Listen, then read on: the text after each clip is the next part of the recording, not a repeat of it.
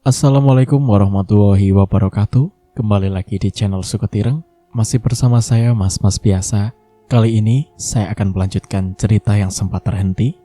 Terakhir Mang Dayun sudah bacakan sampai di part 16. Berhubung banyak juga yang menanyakan kelanjutan cerita ini, jadi saya akan melanjutkannya. Cerita ini berjudul Nenekku Dukun Aborsi. Cerita ini ditulis oleh Kak Rafa Purwati. Jadi buat kalian yang ingin membaca ceritanya, kalian bisa kunjungi link dan profil yang sudah saya sertakan di deskripsi. Tanpa berlama-lama, langsung saja kita ke ceritanya. Saat itu, mobil masih jarang di sini. Hanya kereta kuda atau delman, itu pun hanya keluarga Juragan Darso yang punya. Karena mereka merupakan orang terkaya di kampung ini. Bapak tidak tinggal diam. Dia masih berusaha menolongku. Tapi karena usaha itulah, aku harus kehilangan bapakku untuk selama-lamanya. Tidak! Jeritku saat aku melihat dengan mata kepalaku sendiri, orang-orang suruhan Juragan Darso menyiksa dan membakar tubuh bapakku hidup-hidup. Bukan hanya itu, mereka juga membakar gubuk tempat tinggal kami, di mana masih ada jasad ibuku yang terbujur kaku di dalam sana. Saat memastikan bapakku sudah tidak bernyawa, mereka menggelar tawa. Tak ada perasaan iba dan berdosa di hati mereka, hanya puas. Itu yang mereka rasakan.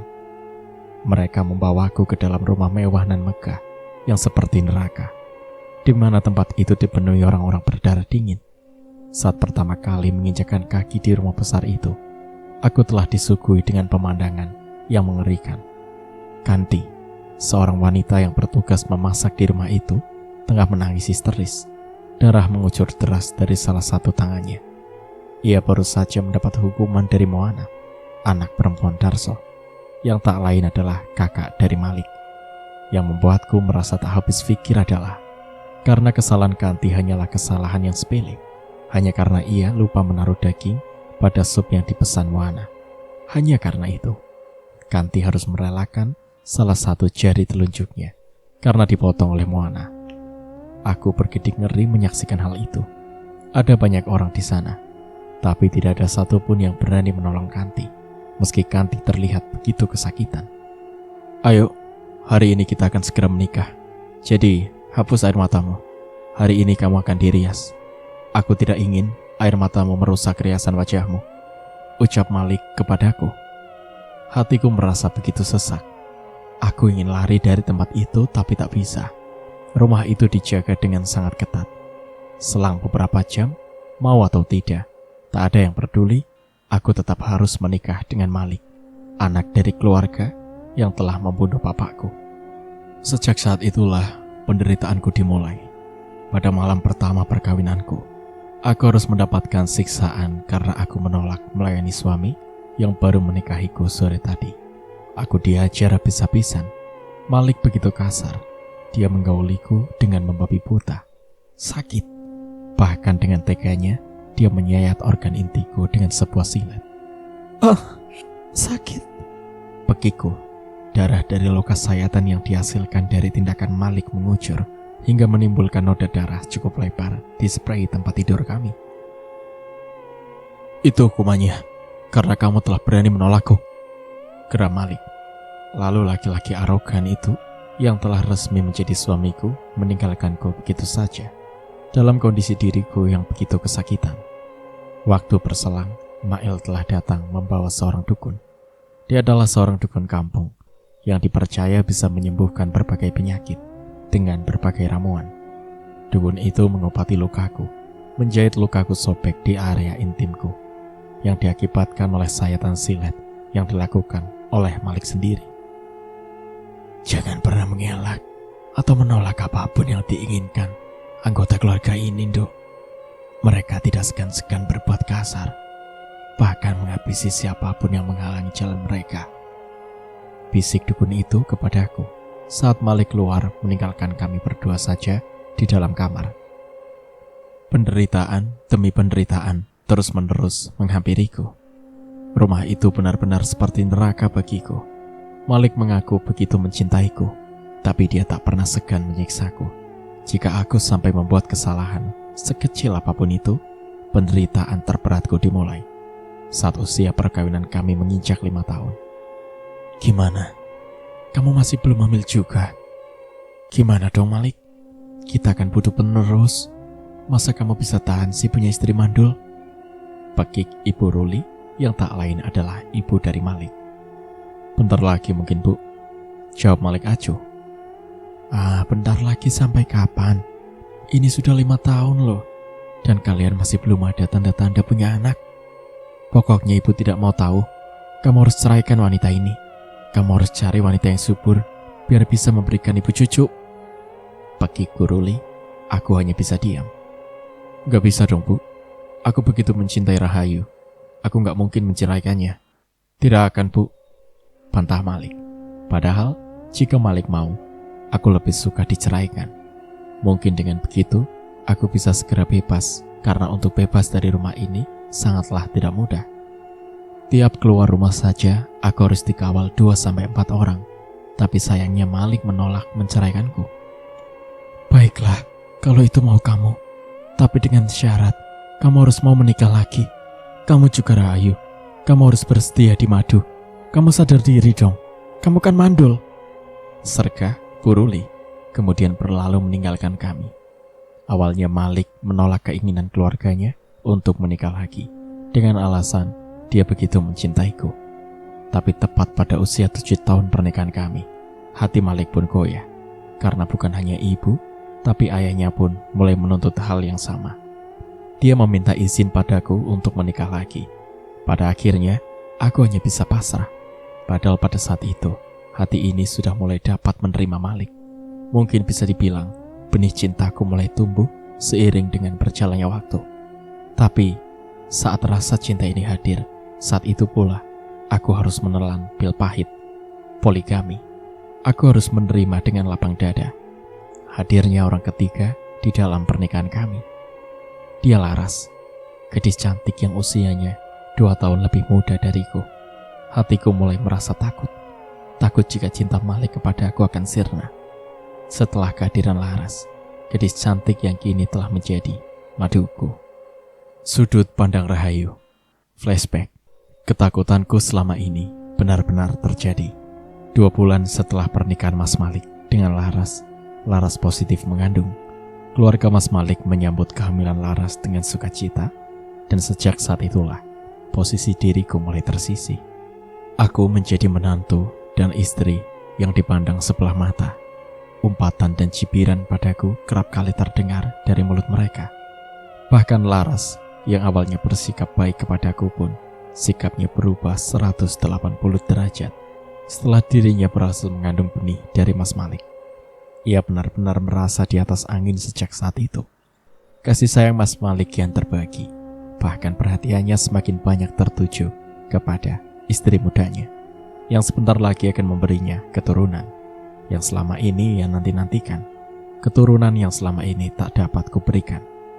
Sedih? Tentu saja. Tapi aku tak punya waktu untuk meratapi kesedihanku. Tugasku sebagai istri dan menantu di rumah itu sangatlah banyak. Rumah itu terlalu besar, sedangkan kekejaman keluarga Mas Malik membuat rewang di rumah itu mengundurkan diri satu persatu. Sehingga mau tak mau, akulah yang harus menggantikan tugas mereka. Dari memasak, bersih-bersih rumah, mengurus semua anggota keluarga, bahkan juga mengurus Laras yang tiba-tiba bersikap malas dan manja semenjak hamil.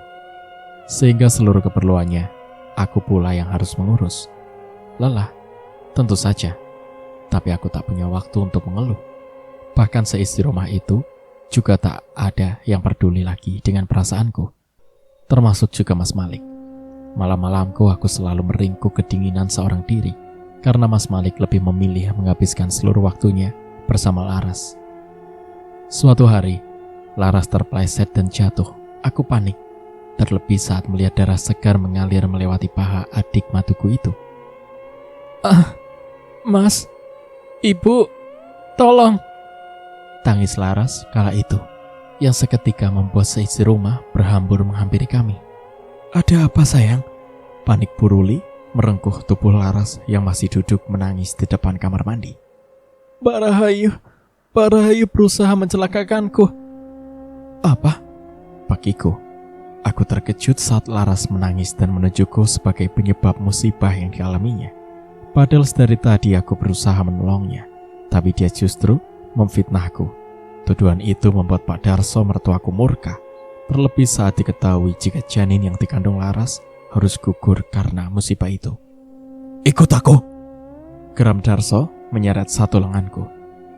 "Lepas, Pak, tolong, ampun, aku tak tahu apapun."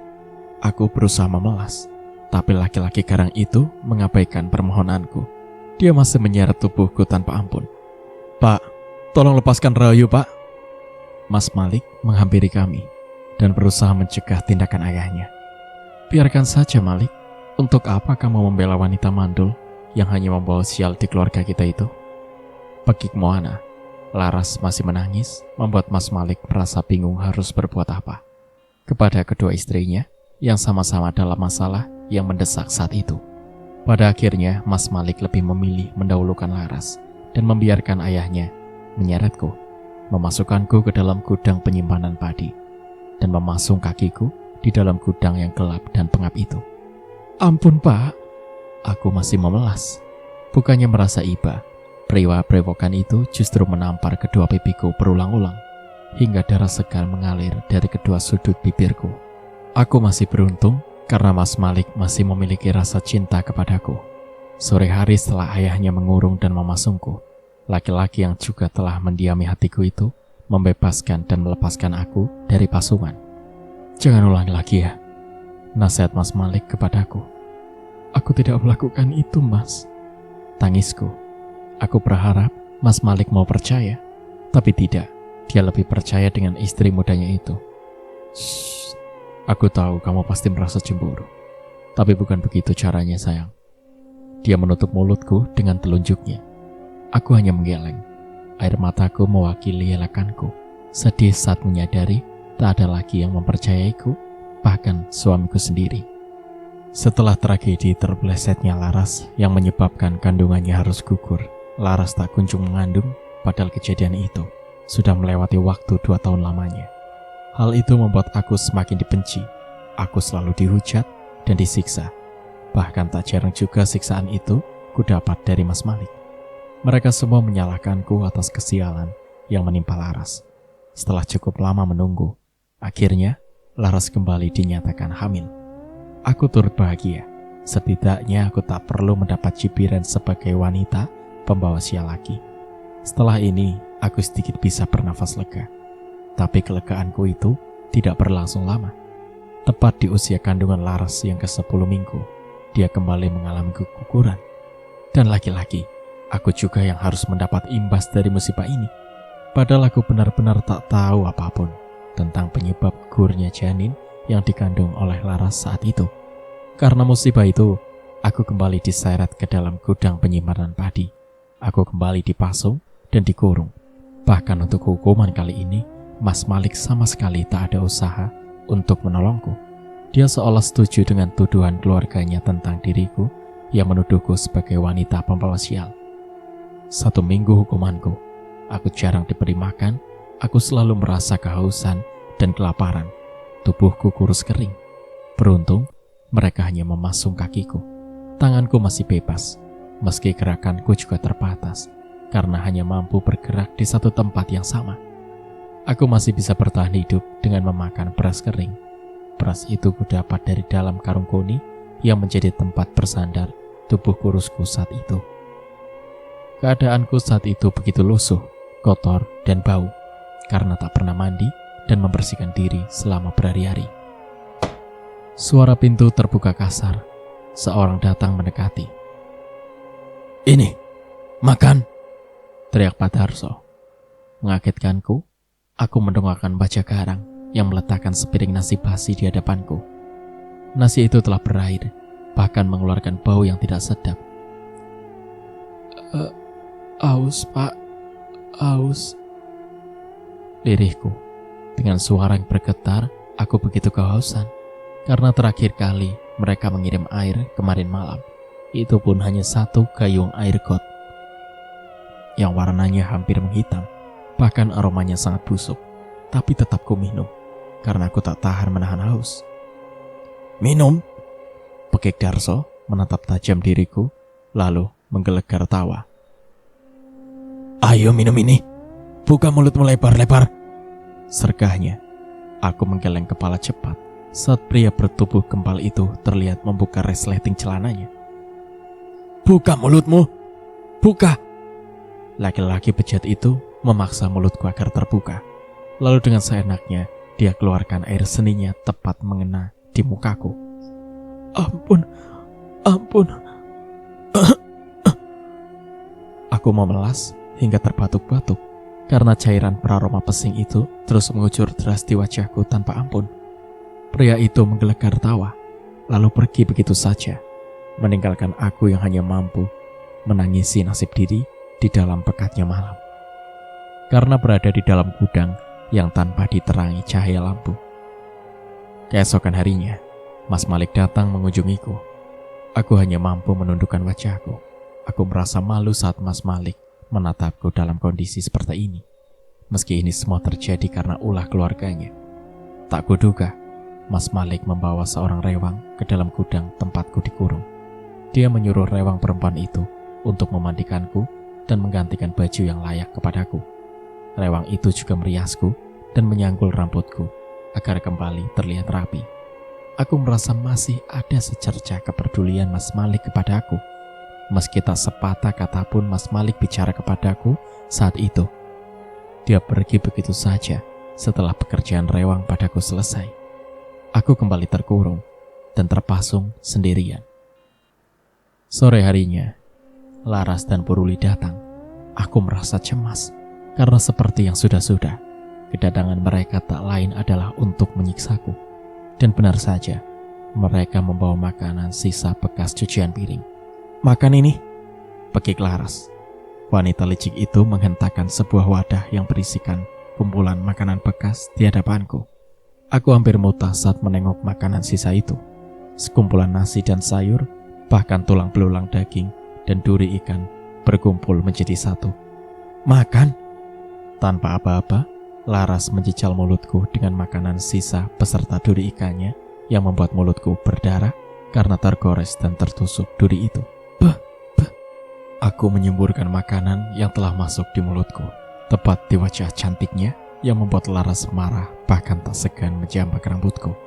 Aku memanfaatkan tanganku yang bebas melakukan hal yang sama. Ku jambak dan ku cakar wajahnya karena aku begitu kesal. Lepaskan! Puruli berusaha menyelamatkan Laras dengan menggebuk punggungku menggunakan sapu lidi hingga aku terpaksa melepaskan cengkramanku pada Laras karena pukulan sapu lidi yang tak kunjung dihentikan oleh Puruli. Sepertinya wanita itu begitu membenciku hingga ia begitu sangat menyiksaku. "Apa-apaan ini?" pegik Mas Malik yang tiba-tiba saja telah masuk ke dalam gudang. Teriakan Mas Malik menghentikan siksaan mereka terhadapku. Kami hanya..." gagap Laras. "Pergi!" potong Mas Malik. Begitu murka, aku hanya mampu tertunduk menyembunyikan air mataku yang berlinang. "Maaf," diri Mas Malik, membersihkan kotoran dan luka di area wajah dan tubuhku. Aku tak mampu berkata-kata. Seperti yang sudah-sudah, meski Mas Malik terlihat peduli kepadaku, tapi dia tak pernah punya niatan untuk membebaskanku. Mungkin karena dia begitu termakan omongan mereka yang menuduh diriku sebagai pembawa sial. Malam harinya, saat aku sudah mulai terlelap, aku merasa sepasang tangan tengah menyentuh tubuhku. Refleks aku membuka mata. Aku hampir berteriak, tapi dengan sigap satu telapak tangan membekap mulutku. Darso bejat. Malam itu, dia memperlakukanku selayaknya wanita murahan yang tak punya harga diri. Dia memanfaatkan ketidakberdayaanku dengan merampas paksa apa yang bukan menjadi haknya. Aku berusaha berontak tapi tak mampu. Tubuh Darso begitu kuat, sedangkan aku yang kekurangan makan dan minuman terlalu lemah untuk melawan. "Biadab!" Tak kuduga, sosok Malik tiba-tiba muncul dan menendang tubuh ayahnya dari atas tubuhku hingga terlempar cukup jauh. "Bisa kau jelaskan, Malik? Wanita itu merayuku." Laki-laki, aku difitnah. Kali ini fitnah itu keluar dari mulut Darso hanya karena dia ingin membela diri. "Omong kosong," pekik Mas Malik. Kemudian ia kembali menghajar ayahnya secara membabi buta. Aku hanya mampu menangis pilu meratapi kejadian ini. Kupeluk tubuhku sendiri yang kini tak tertutup sehelai benang pun. Mas Malik mendekatiku setelah ayahnya babak belur dan tergeletak tak berdaya. Aku merasa takut. Aku takut Mas Malik akan percaya dengan mulut sampah ayahnya. Wanita lacur. Aduh, sakit Mas. Ampun. Benar saja, dia termakan omongan ayahnya. Dia menginjak-injak area intimku secara membabi buta hingga darah mengucur deras. Tapi ia tak punya rasa ampun. Kaki bersepatu itu masih terus menginjak-injak organ milikku. Hingga aku pun pingsan tak sadarkan diri karena tak sanggup menahan rasa sakit yang teramat sangat. Tepat di tengah malam, aku terbangun. Aku telah mengenakan pakaian. Entah siapa yang memakaikan pakaian ini. Mungkin seseorang juga telah merawat luka di organ intiku saat aku dalam keadaan tak sadarkan diri, karena beberapa lembar daun ramuan masih menempel di sana. Tapi rasa nyeri masih begitu terasa. Bahkan rasanya aku tak sanggup untuk sekedar bangun dari posisi baringku. Ya Allah, kenapa Engkau masih biarkan aku hidup? Kenapa tidak utuskan saja malaikat mautmu untuk menjemputku? Aku tak ingin hidup lagi. Pekiku. Itulah doa yang kupanjatkan setiap terjaga di malam hari. Mati. Aku ingin mati saja. Lebih baik aku mati daripada hidup harus terhina dan tersiksa. Aku tersentak saat melihat secercah cahaya muncul dari langit-langit gudang tempatku berada. Mataku membulat saat lama-kelamaan cahaya itu menampilkan sesosok wanita cantik jelita yang mulai turun dari langit-langit gudang. Siapa kamu? Tanyaku pada wanita misterius yang mulai berjalan mendekat seraya tersenyum kepadaku. Namaku Widuri. Aku mendengarkan jeritan doamu setiap tengah malam. Tuturnya begitu anggun. Mungkin kamu malaikat pencabut nyawa yang dikirim Tuhan. Tapi sejak kapan ada malaikat perempuan? Gagapku, aku mulai takut. Wanita itu melepaskan pasunganku dengan tangan kosong. Kamu mengalami siksaan yang berat di sini. Desis wanita itu. Aku hanya mampu menangis meratapi diri. Ikutlah denganku. Akan kuajari cara membalas sakit hatimu. Tuturnya. Tangisku seketika terhenti. Ku amati wajah cantik itu dengan perasaan yang tak menentu. Sudut pandang Rahayu. Aku ingin sekali memiliki anak. Apa kamu bisa membantuku mengandung?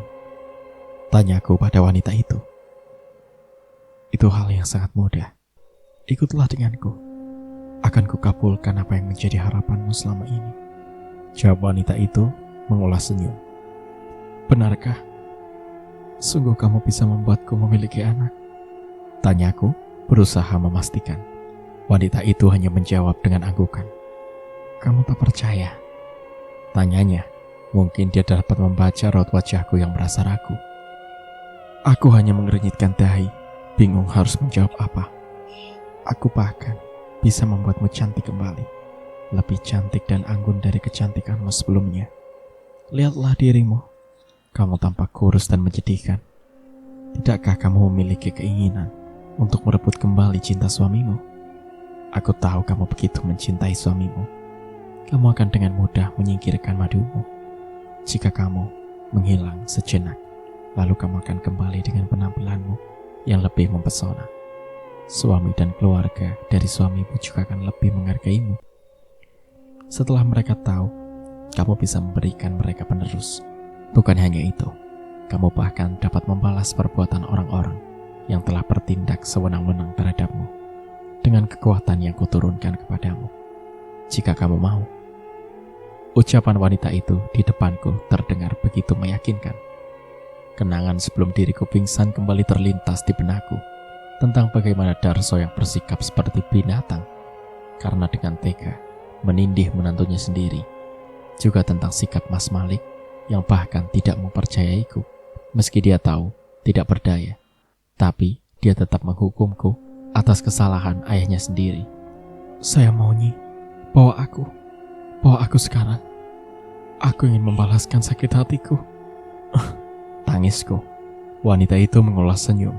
Kedua tangannya merengkuh tubuhku yang bergetar. kemudian membawaku ke dalam pelukannya. Entah apa yang terjadi, tiba-tiba sebuah cahaya yang begitu menyilaukan menimpa tubuh kami berdua.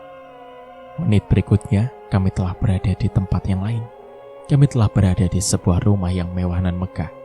Lampu hias yang berukuran besar terlihat menggantung di atas kepala kami. "Nyai!"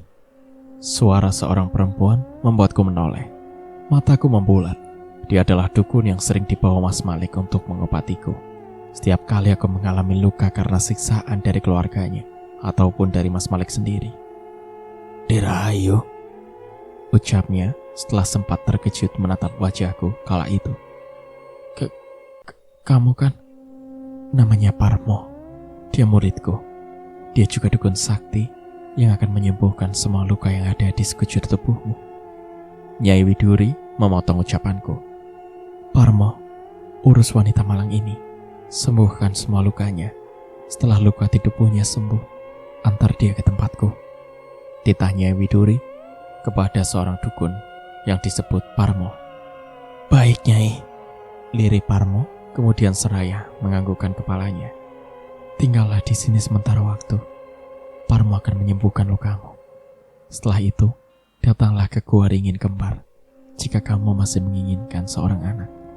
Jika kamu pergi ke sana, aku juga akan membuatmu cantik, awet muda abadi, dan hidup kekal," ujarnya.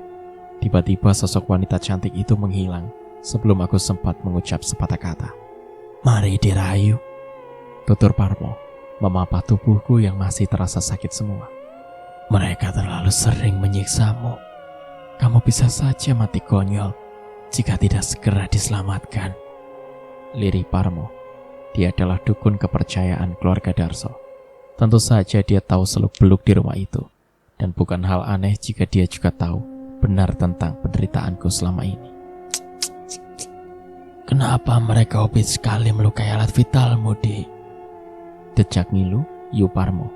Saat aku telah dibaringkan di atas tempat tidur, dia begitu terkejut setelah melihat penyebab yang membuat darah segar terus-menerus merembes di antara area baju yang melekat di daerah bawah perutku. "Apa ini ulah Malik lagi?" tanyanya. Kemudian aku hanya mengangguk lemas. Air mata mewakili jawabanku kala itu. Yu Parmo membuang nafas kasar. "Luka ini harus dijahit. Koyakan dan sobekan ada di mana-mana. Apa yang ia lakukan, Malik, kali ini?" gumam Yu Parmo. Terlihat kesal, aku hanya pasrah dan membiarkan dukun itu mengobatiku. Selama ini, Yu Parmo memang selalu mengurus setiap lukaku dengan baik. Bahkan ia juga kerap memberi nasihat kepadaku. Tiap kali Mas Malik mengundangnya ke rumah untuk mengobati sakitku. "Malik itu sebenarnya baik, hanya saja pengaruh dari keluarga yang membuatnya arogan, kasar, dan berdarah dingin. Entah berapa nyawa telah dihilangkan oleh tangannya sendiri, tapi ia selalu berusaha menyembuhkanmu dan selalu menyesal tiap kali menyakitimu. Aku rasa dia sangat mencintaimu. Hanya saja apa kamu akan selamanya diam setelah perlakuan mereka yang sudah terlewat batas ini?" Yu Parmo masih terus menasehatiku, meski aku hanya menyimak saja. Dia terlihat begitu peduli kepadaku. "Belum lagi si Laras, mulutnya itu seperti kompor. Aku kesal sekali dengan mulut wanita itu," gerutu Mbah Parmo lagi. Tangannya masih aktif mengobati lukaku. Sedangkan tanganku mengepal saat mendengar nama Laras. Gigiku pun bergemeretak. Ingin sekali rasanya aku membunuh wanita penebar fitnah itu. Apa benar aku bisa membalas sakit hatiku dengan datang ke tempatnya Widuri? Celetukku dengan dadaku yang naik turun dan nafas tersengal yang tak beraturan. Yu Parmo menghentikan aktivitasnya. Yang awalnya menjahit lukaku, wanita itu menatapku dengan tatapan iba. "Lukamu sudah hampir sembuh, Dek." Senyum Yu Parmo terpancar melihat perkembanganku. Sudah 3 hari aku bersembunyi dan mendapat pengobatan di tempat Yu Parmo. Aku tidak ingin keluarga Mas Malik tahu keberadaanku. Jika mereka sampai tahu, mereka akan kembali membawaku, dan bukan tidak mungkin akan kembali mengurung, memasung, bahkan menyiksaku. Aku tidak mau. "Suami kamu kalang kabut, saat mengetahui kamu menghilang, ucap Yuparmo setengah berbisik. Dari mana you tahu? Aku mengernyitkan heran. Aku tadi diundang ke sana untuk menggugurkan Jaininan Haram Moana, jawabnya. Apa? Mbak Moana hamil? Pekiku tak habis pikir, karena Moana belum menikah pada saat itu. Sama papanya sendiri, bisik Yuparmo. Dasar Darso bejat, anak kandung sendiri pun dimakan juga. Nafasku kembali naik turun. Memori tentang perlakuan Darso kepada aku malam itu kembali terlintas. Sepertinya Malik sangat merasa kehilangan. Ia mengutus beberapa orangnya untuk mencari keberadaanmu. Aku berusaha mengabaikan ucapan Yuparmo. Aku sedang tidak ingin mengingat tentang Mas Malik. Terlalu menyakitkan bagiku. Apa itu, Yu? Tanyaku heran saat Yuparmo mengeluarkan benda kecil berdarah dari dalam box yang ditentengnya. Ini janin Moana, lirihnya seraya mengulas senyum. Kenapa dibawa pulang? Untuk apa? Aku penasaran. Untuk sekarang kamu tidak perlu tahu. Yuparmo mengulas senyum, lalu melenggang pergi, meninggalkan aku dalam keheranan. Yuk, kapan kita pergi ke tempatnya Widuri? Aku sudah tidak sabar lagi ingin memiliki anak. Tanyaku di suatu sore. Kamu sungguh sudah siap. Mungkin setelah kamu datang kepada Nyai, kamu tidak akan lagi menjalani kehidupan normal. Ada upah yang harus dibayar untuk setiap permintaanmu. Yuparmo memberi nasihat. Upah? Berapa upahnya, Yuk? Tapi aku tidak punya uang, keluhku. Bukan dengan uang, melainkan dengan pengabdian. Kamu harus menyediakan sesaji dan tumbal untuk permintaan tertentu. Tumbal? Apa kira-kira tumbalnya? Tanyaku. Tergantung apa permintaanmu. Semakin banyak permintaan, semakin banyak pula tumbal yang harus diberikan, jawab Yuparmo. Aku hanya menginginkan seorang anak. Lirihku menunduk lemas. Yakin kamu hanya inginkan itu? Kamu tidak berpikir untuk berubah wajah dan penampilanmu ini agar lebih menawan? Jika kamu kembali dengan keadaan seperti ini, Malik mana mau membuat anak denganmu? Timpal Yuparmo. Hal itu membuatku berpikir. Apa benar Nyai Widuri bisa membuat cantik dan awet muda? Bebarengan juga dengan membuat rahimku subur agar bisa cepat mengandung? Tanyaku intens. Bisa. Dan sebenarnya rahimmu itu bukannya tidak bisa mengandung, tapi aku menemukan ada bagian mulut rahim yang tertutup selaput karena perlakuan suamimu yang kasar dan sering memasukkan benda tak seharusnya ke dalam sana. Aku tercekat. Apa yang dikatakan Yuparmo itu memang benar. Mas Malik sering bersikap kasar setiap kali kami berhubungan, bahkan jika pekerjaanku tidak memuaskan dirinya, dan tidak segan menganiaya diriku, termasuk juga melukai organ intiku, memasukkan potongan kain ke dalamnya, kertas, bahkan pernah juga dia memasukkan sebatang puntung rokok yang masih menyala ke dalam organ intiku. Itu semua dia lakukan dengan menganggapnya sebagai hukuman atas kesalahanku. Antar aku ke sana, Yuk. Aku sudah yakin untuk melakukan pengabdian demi bisa membalaskan sakit hatiku pada mereka. Aku begitu bertekad atas keputusanku kali ini. Sore harinya, Yuparmo mengantarku pergi menuju Gua Ringin Kembar, tempat persemedian Nyai Widuri.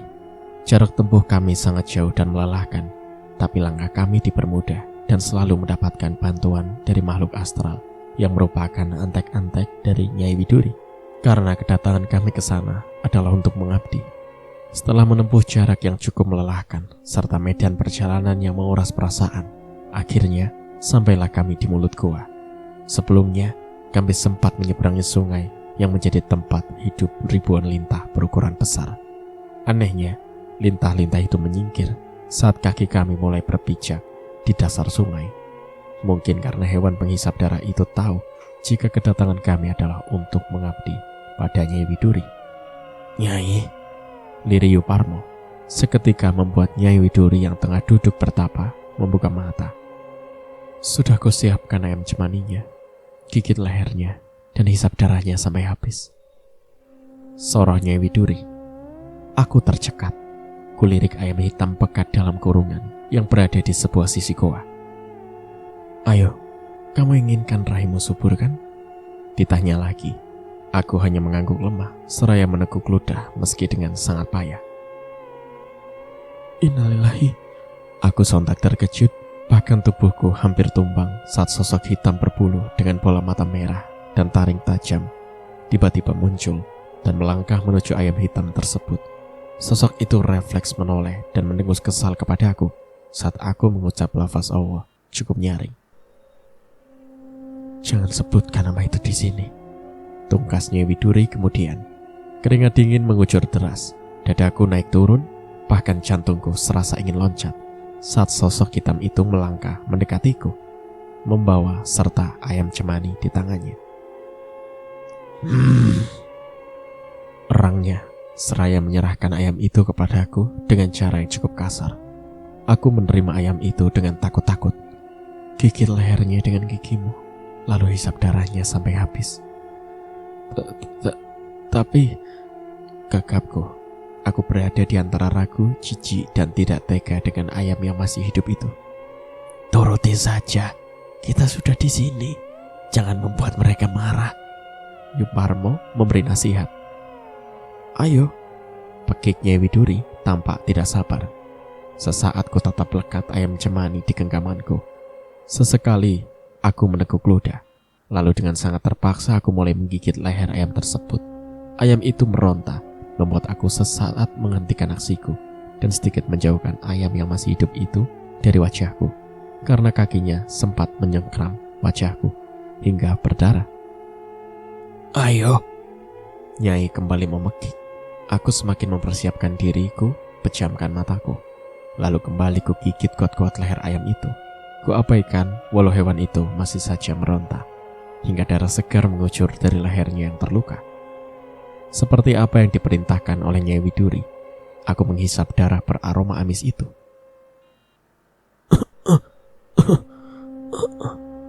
Aku terbatuk karena tersedak. Bahkan aku juga merasa begitu jijik. Jangan berhenti, hisap terus sampai habis. Ditanya lagi. Aku menurut, lalu kuhisap kembali. Perasaan mual dan hampir muntahku kuabaikan demi tujuan balas dendamku terpenuhi. Setelah cukup lama, darah pada ayam cemani itu pun akhirnya habis karena telah berpindah ke dalam perutku. Kulempar bangkai ayam itu dengan perasaan ngeri. Wajah dan area dadaku telah beriaskan noda darah. Nyai Widuri tertawarnya, seolah merasakan kepuasan. Bagus, bagus. Ingat Rahayu, itu adalah tumbal pertamamu. Janin pertama yang kamu kandung nanti harus kamu gugurkan dan kamu makan. Kamu juga harus menyimpan patok kepalanya di tempat yang aman, karena benda itu yang akan menjadi salah satu benda pengikat di antara kita. Tumbal. Lalu, jika janinku aku gugurkan, akan semakin lama aku memiliki keturunan. Aku merasa cemas. Jangan bodoh. Jika rahim kamu sudah kubuat subur, kamu kan akan lebih mudah mengandung lagi. Cecih Nyai Widuri. Tapi, kenapa janin itu harus kumakan? Mana mungkin aku tega memakan anakku sendiri? Itu adalah salah satu syarat agar kamu tidak cepat keriput. Kamu ingin cantik dan awet muda, abadi kan? Sudah, jangan banyak bertanya lagi. Masih banyak ritual yang harus kamu jalani untuk mewujudkan keinginanmu. Persiapkan dirimu. Tungkasnya Widuri. Entah mengapa aku mulai bimbang. Apakah aku sudah melenceng terlalu jauh? Tusuk telunjukmu dengan ini. Titahnya Widuri seraya menyerahkan sebuah jarum benang kepadaku. Untuk apa, Nyai? Tanyaku gugup. Menurut saja. Tusuk telunjuk kirimu sedalam mungkin, agar darahmu keluar lancar dari sana. Setelah itu, tampunglah darahmu di sini. Aku refleks muntah saat Nyai Widuri menyodorkan sebuah guci. Di dalam guci itu hampir dipenuhi dengan darah yang aromanya sangat busuk. Begitu menusuk indera penciumanku. Mungkin darah itu sudah terlalu lama berada di dalam guci itu. Terlihat dari banyaknya belatung-belatung kecil yang merayap hingga keluar dari dalam guci tersebut. Mulai sekarang kamu harus lebih bisa mengontrol rasa mualmu. Karena setelah kamu melakukan pengabdian bersama kami, kamu juga harus memakan apa yang kami makan. Decih Nyai Widuri. Apa yang kalian makan, Nyai? Tanyaku takut-takut. Janin bayi. Kadang kami juga memakan anak laki-laki. Aku kembali memuntahkan isi perutku hingga Nyai Widuri terlihat mendengus kesal. Aku tak sanggup ketika membayangkan aku harus memakan janin atau anak laki-laki seperti yang dikatakan Nyai Widuri. Sudah, tusuk telunjukmu. Kita mulai ritualnya. Pekik Nyai Widuri dengan raut wajah kesal. Aku kembali dibuat kaget bukan kepalang ketika satu persatu makhluk-makhluk menyeramkan berdatangan. Ada yang melangkah dari dalam gua, ada yang muncul dari dasar sungai Lintah, ada yang merayap melewati langit-langit gua. Jumlah mereka begitu banyak, dengan beragam bentuk dan tampang menyeramkan yang berbeda-beda. Aku berkedip ngeri, bahkan hampir pingsan melihat sosok-sosok astral itu. Jangan pingsan sekarang, kita harus melakukan ritual untuk menyambutmu sebagai anggota baru. Bisikan Yuparmo membuat aku tercekat. Mungkinkah aku harus bergabung dengan mereka semua? Mereka begitu menyeramkan. Ayo Rahayu, pekik Nyai Widuri. Tampangnya sudah semakin geram. Akhirnya aku kembali bertekad demi membalas sakit hatiku. Kuabaikan makhluk-makhluk menyeramkan yang menatap diriku dengan aneh. Aku bersama Yuparmo dan Nyai Widuri berjalan menerobos makhluk-makhluk yang telah berbaris merapat. Jumlah mereka begitu banyak hingga rasanya tempat itu begitu padat dan pengap. Langkah kami bertiga terhenti tepat di depan sebongkah batu yang dialihfungsikan menjadi tempat berjejernya sesaji dan bakaran dupa. Tusuk telunjukmu sekarang. Nyai kembali memberi titah kepadaku. Aku menurut. Aku mengadu. Rasa nyeri serasa menjalar dari puncak kaki hingga ke ubun-ubun saat jarum itu kutusukkan pada telunjuk kiriku. Cukup dalam. Aku menampung darahku bercampur pada darah yang berada di dalam guci. Aku berusaha menahan aroma busuk dari dalam guci tersebut karena aku tak ingin kembali muntah saat menjalani ritual yang begitu sakral. Isi gua tempatku berada tiba-tiba dipenuhi suara riuh sorak kemenangan dari puluhan, bahkan mungkin ratusan makhluk yang berada di dalam gua tersebut. Aku tak tahu pasti berapa jumlah mereka. Yang jelas sangat banyak. Mereka bersorak selayaknya menyambut anggota baru. Aku kembali merasa cemas. Terlebih saat Nyai Widuri mengatakan, dengan bersatunya darah kami, sekarang aku adalah bagian dari mereka. Sebut namanya. Siapa? Aku mengeringkan dahi saat Nyai memberi titah yang aku tak mengerti sama sekali apa maksudnya. Nyai menyodorkanku sebuah kulit hewan kering. Di sana tertuliskan tulisan aksara Jawa kuno, dan aku harus membaca satu persatu dari tulisan yang berjumlah 21 kata. Aku menurut saja, meski aku belum tahu apa maksudnya. Aku menyebutkan nama pertama, dan sosok yang kupanggil mulai muncul menembus langit-langit gua. Aku terhenyak melihat sosok besar berbulu itu. Sosoknya begitu menyeramkan, bahkan lebih menyeramkan dari banyaknya makhluk mengerikan yang lebih dulu kulihat sebelumnya. Sebutkan lagi sampai selesai, ditanyai. Aku menekuk ludahku. Makhluk itu sudah berdiri tegak dengan tatapan yang begitu mengerikan. Ayo, pekik Nyai. Aku terpaksa menurut.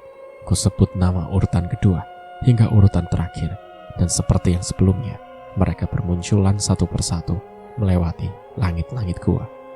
Ayo, Yuparmo menahan tubuhku saat tubuhku tumbang karena hampir pingsan. Jangan pingsan sekarang. Ritual kita belum selesai, desis Nyai Widuri. Kamu sudah memanggil mereka semua. Tugasmu adalah melayani dan memuaskan hasrat mereka. Itu syaratnya. Karena kamu telah mengucap sandi, berarti kamu telah mengabdi. Karena kamu telah mengabdi, kamu harus memanggil. Setelah kamu memanggil, kamu harus melayani mereka. Sebagai salah satu syarat dari ritual ini. Melayani? Gagapku. Aku tak mengerti maksud Nyai kali ini. Iya, dan harus di hadapan kami semua. Kamu harus melayani mereka untuk membentuk janin yang akan menjadi tumbal pertamamu. Setelah janin yang pertama, janin selanjutnya adalah anak dari suamimu. Tapi apa Nyai? Aku semakin cemas. Layani dulu mereka. Hal yang lain akan kita bahas di urutan ritual selanjutnya. Balas Nyai Widuri. Apa ritual ini tidak bisa dibatalkan saja Nyai? Saya takut Nyai. Lirihku. Aku benar-benar takut jika harus melayani mereka semua. Tidak bisa. Darahmu telah bersatu dengan darah kami. Kamu tahu apa artinya? Setelah kamu menjadi bagian dari kami, bahkan kematian pun tak bisa menyelamatkanmu. Kamu tinggal pilih saja. Menyerah dan mati tetap menjadi budak kami, atau lanjutkan ritual dan kamu bisa membalaskan sakit hatimu pada orang-orang yang telah berbuat tidak adil terhadapmu. Aku tercekat mendengar ungkapan dari Nyai Widuri. Apakah ini jalan satu-satunya? Aku benar-benar telah tersesat begitu jauh. Bukan hanya itu, aku bahkan merasa jalanku telah buntu. Aku hanya pasrah saat makhluk mengerikan yang berjumlah 21 itu menanggalkan dan melucuti pakaianku dengan cara membabi buta. Bahkan tak jarang tubuhku harus berdarah terkena goresan kuku tajam mereka yang mengeksekusi tubuhku dengan tidak sabaran. Aku hanya mampu menangis saat satu persatu dari mereka menggilir tubuhku. Kupejamkan mataku agar aku tak perlu melihat wajah mengerikan mereka. Ratusan makhluk yang menontonku bersorak ria seolah tengah menyaksikan sebuah pertandingan. Refleks aku memekik saat benda yang begitu besar dan panjang menerobos area intiku. Rasa ngilu yang dihasilkan dari dorongan itu bahkan serasa menembus hingga ke dada. Cairan hangat mengucur disertai perasaan sobek yang cukup lebar dari bawah sana. 1, 2, 3. Rasanya aku tak sanggup lagi dan aku harus melayani 18 lagi. Aku semakin lemas tak berdaya. Rasanya hampir pingsan. Tapi Nyai Widuri menuntunku agar tetap sadar hingga semua ritual usai. Setelah cukup lama, akhirnya ritual yang lebih mirip penyiksaan itu selesai. 21 makhluk yang namanya tak boleh disebut mulai pergi satu persatu. Setelah mereka merasa puas dengan tubuhku. "Kamu baik-baik saja?" ucap Maparmo membantuku bangkit dan mengenakan kembali pakaianku. Ritual selanjutnya, lirih Widuri. Aku menoleh lemas, bahkan rasanya setengah nyawaku telah pergi. Tapi aku masih harus melanjutkan ritual. Yuparmo memapahku. Aku melangkah mengikuti langkahnya Widuri dengan kakiku yang gemetar. Darah yang terus-menerus mengalir dari pangkal paha tak lagi kuhiraukan. Aku tak punya pilihan lagi selain harus mengikuti apa yang diperintahkan wanita itu. Sesal, aku merasa menyesal, tapi itu sudah terlambat. Lari kemanapun aku tetap telah menjadi bagian dari mereka. Bersumpahlah di atas abuku. Abu. Mataku membulat saat Nyai Widuri menyodorkan sebuah kendil tertutup kain merah. Kendil itu berisikan abu kremasi milik Nyai Widuri. Itu berarti jika Nyai Widuri sebenarnya sudah mati. Ayo, ikuti perkataanku. Letakkan telapak tangan kirimu di atas penutup kendil itu. Soroh Nyai, aku menurut saja. Kuletakkan tangan kiriku di atas kain merah yang menjadi penutup kendil berisikan abu Nyai Widuri. Sumpahku, ucap Nyai lantang. Ayo, pekik Nyai Widuri saat aku justru tertegun saat Nyai menuntunku mengucap sumpah. Aku mengangguk, kemudian Nyai kembali menuntunku. Sumpahku, sumpahku. Aku mengikuti ucapan lantang Nyai Widuri. Dengan ini, aku atas nama Rahayu bersumpah akan mengabdikan seluruh hidup dan matiku kepada Nyai Widuri dan seluruh antek-anteknya. Aku kembali mengikuti kalimat itu dengan nada dan cara yang kubuat sama. Atas pengabdianku, aku relakan seluruh jiwa dan ragaku demi Nyai, demi akhiratku demi Nyai, suka dan dukaku demi Nyai. Aku kembali mengikuti. Dan atas pengabdianku, kurelakan keturunanku jika perempuan menjadi abdi Nyai dan jika laki-laki menjadi makanan Nyai dan antek-anteknya. Apa? Aku terkejut. Tentu saja, bahkan ucapanku kali ini membuat Nyai marah. Kenapa berhenti? Gerutunya, geram. Kenapa keturunanku juga harus terlibat? Ini perbuatanku, dan biarkan aku saja yang berhak menanggung semua ini. Aku memekik. Itu sudah menjadi kodratmu, sudah menjadi ketentuannya. Yang mengabdi pada kami harus melibatkan keturunannya hingga udek-udek siwur atau keturunan ketujuh. Mata Widuri melotot kepadaku. Tidak bisa, aku tidak mau. Aku harus menghapus perjanjian ini. Aku menangis. Bagaimana mungkin aku membiarkan keturunanku yang tak tahu apa-apa harus menanggung imbas dari kesalahanku kali ini? Tidak bisa, Rahayu. Sumpahmu telah tercatat. Perjanjian sudah terjadi mulai hari ini. Kamu akan mendapatkan apa yang kami inginkan. Sebagai upahnya, kamu harus memberikan apa yang kami inginkan. Tegasnya Widuri. Tubuhku luruh di tanah. Aku hanya mampu menangis membayangkan suramnya masa depanku, juga anak cucuku. Jangan menangis. Ada penawarnya. Selama kamu bisa menyediakan tumbal, anak cucumu akan aman. Yuparmo memberi nasihat. Wajahku mendongak pada Nyai Widuri untuk mengetahui persyaratan penawar dari perjanjian yang sudah terlanjur kuucapkan. Apa benar ada persyaratan lain agar anak cucuku tak perlu mendapatkan imbas dari perjanjianku, Nyai? Tanyaku agak ragu. Ada. Singkat Widuri. Apa itu, Nyai? Tanyaku tak sabaran. Tumbal. Tumbal yang bisa menyelamatkan anak dan cucumu. Selama kamu bisa memberikanku tumbal perawan, maka anak perawanmu aman. Tapi jika kamu telat memberi tumbal, anakmu yang harus menjadi penggantinya. Dia harus rela memberikan raganya untuk makhluk yang namanya tak boleh disebut. Aku tercekat. Tapi dari mana bisa aku peroleh tumbal perawan itu, Nyai? Tanyaku mulai gusar. Bisa dari mana saja. Kamu bisa menjerat tumbalmu dengan mengambil darah kotornya.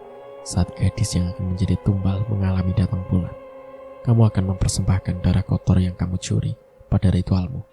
Salah satu makhluk yang namanya tak boleh disebut akan menghirup sesaji darah kotor itu, dan otomatis dia akan mendatangi gadis pemilik darah kotor untuk menjadi mempelai semalam. Tumbal itu akan mengandung benih dari makhluk yang menidurinya, dan otomatis benih yang menjadi janin akan menjadi tumbal janinmu berikutnya. Tumbal janin itu yang harus kamu makan agar kamu tetap cantik, awet muda, dan hidup kekal selamanya. Dan aku juga meminta 1000 tumbal janin darimu agar aku tetap bisa mempertahankan kecantikan dan kekuasaanku. Imbuh Nyai Widuri. 1000, lirihku.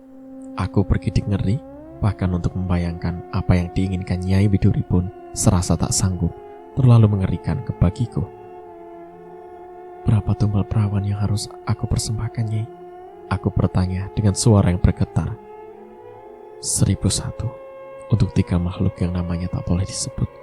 Sedangkan setiap malamnya kamu harus melayani sisanya dari 21. 18 makhluk secara bergantian akan mendatangimu untuk meminta jatah mereka untuk 1 malam. 1 makhluk yang akan datang setiap malam, kamu wajib menjalani ritual untuk memanggil nama mereka secara urutan yang benar. Jangan sampai salah, karena mereka tidak akan menerima kekeliruan. Jika dari keturunan perempuanmu ada yang mengikuti jejak pengabdianmu, bebanmu akan sedikit berkurang, karena mereka juga meminta jatah dari keturunanmu tersebut. Tidak, jangan libatkan keturunanku. Cukup aku saja. Aku memekik, meski aku belum memiliki keturunan, tapi aku tak rela walau baru membayangkannya saja. Nyai Widuri menyeringai. Terserah, tapi kamu harus berhati-hati. Korban tumbal tidak hanya berlaku bagi gadis lain, tapi juga berlaku bagi anak cucu. Hingga keturunanmu yang ke-7, mereka akan menjadi tumbal perawan.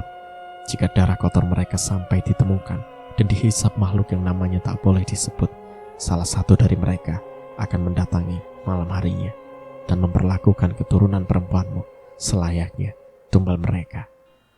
Dan tumbal akan mengandung benih yang menjadi tumbal janin.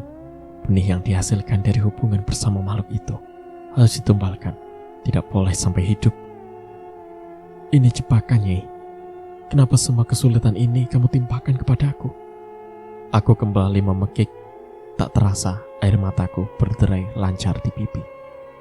Terserah apa pendapatmu, maka dari itu berjanjilah agar anak cucumu akan kamu serahkan sebagai pengabdi kami setelah usia mereka 17 tahun. Dengan begitu, mereka tak perlu mengalami kesusahan dengan mengandung janin tumbal. Aku hanya menggeleng cepat kepalaku. Jangan cengeng, Rahayu. Jadi pengikutku tidak boleh cengeng, harus kuat. Bagaimana kamu akan membalas dendam jika mentalmu lemah begini? Widuri mengejekku. Kamu tidak ingin tahu apa yang harus kamu lakukan untuk menebus pada kami jika anakmu laki-laki? Tanyanya lagi. Aku mendenggak cepat. Aku sampai lupa tentang itu karena hati dan perasaanku yang sudah terlalu tertekan. Aku tak bertanya. Nyai Widuri mengulum senyum liciknya. Kamu harus sediakan perisai untuknya, ucapnya lemah lembut seraya mendekatiku. Perisai? Tanyaku tak mengerti. Cari anak laki-laki sebanyak-banyaknya. Satukan darah anak-anak itu dengan darah anakmu. Ucapkan salah satu nama dari mereka setiap malam Jumat Kliwon atau Selasa Kliwon. Dengan begitu, aku akan mengambil anak yang kamu sebutkan namanya sebagai pengganti keturunan laki-lakimu. Atau bisa juga memberikan janin segar sebagai gantinya. Aku tak bisa menerima jika di antara 2 malam itu sampai telah tumbal, apalagi sampai kosong. Sediakan perisai sebanyak-banyaknya jika masih ada keturunan laki-lakimu yang hidup, karena kami hanya akan berhenti meminta setelah tak ada lagi keturunan laki-laki yang dialiri oleh darahmu di dalam tubuhnya. Ucap Widuri dengan senyum yang begitu licik. Dan lagi, 8 sekali kami butuh tumbal janin, jumlahnya 21, dan harus ada dari Jumat atau Selasa Kliwon. Terserah kamu mau mempersembahkan tumbal itu dari apa, asal di antara 2 hari itu, dan harus ada setiap 8 sekali. Aku mendadak pusing, mengapa tumbal yang diinginkan Widuri begitu banyak?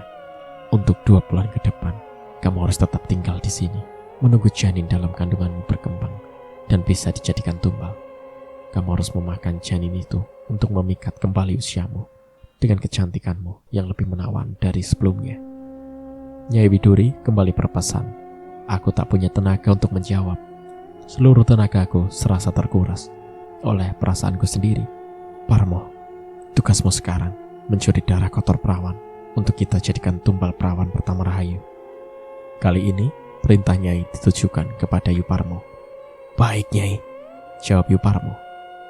Setelah 1 minggu berada di dalam gua ringin kembar, aku bangkit dari dudukku saat melihat Yuparmo muncul dari mulut gua. Lama sekali Yuk, aku takut di sini sendirian, lirikku saat menghampiri Yuparmo. Maaf Dek, karena mencuri darah kotor perawan itu tidak mudah, ucap Parmo. Kami berjalan menemui Widuri yang tengah bertapa. Nyai, panggil Parmo, membangunkan pertapaan Widuri. Dapat, tanyanya. Langsung ke inti, Yuparmo hanya mengangguk lemas. Bagus. Rahayu, sekarang tugasmu panggil nama mereka. Untuk apa? Aku kembali cemas, mendadak selangkanganku merasa ngilu. Untuk menghisap barang kotor ini. Pekik Widuri geram.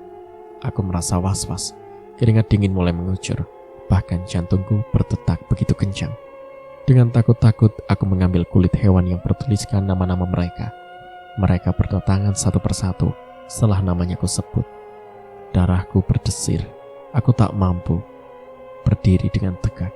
Bahkan aku hampir terkencing di celana karena rasa takutku. Mendadak, seluruh tubuhku serasa ngilu karena teringat kejadian waktu itu. Taruh kain sumpal ini di hadapan mereka. Sorot Nyai memberikan kain sumpal yang terdapat darah kotor yang aromanya sangatlah tidak enak. Itu terjadi sudah sangat lama, sehingga gadis zaman dulu masih menggunakan potongan kain untuk menampung darah kotor mereka. Karena belum ada pembalut pada masa itu, aku menurut, kuletakkan kain bernoda darah itu di antara dupa dan sesaji. Makhluk mengerikan yang berjumlah 21 itu berhambur dan saling berebut untuk menghisap dan menjilati benda menjijikan itu. Aku tak sanggup melihat pemandangan itu. Malam harinya, seperti malam-malam sebelumnya, aku tak bisa tidur. Aku hanya berdua bersama Yuparmo di dalam gua ringin kembar. Sedangkan Widuri dan makhluk astral lainnya mereka memang berkeliaran setiap malam hari, atau mungkin mereka ada di tempat itu. Cerita pun bersambung. Nantikan kelanjutan ceritanya di part berikutnya. Terima kasih. Wassalamualaikum warahmatullahi wabarakatuh.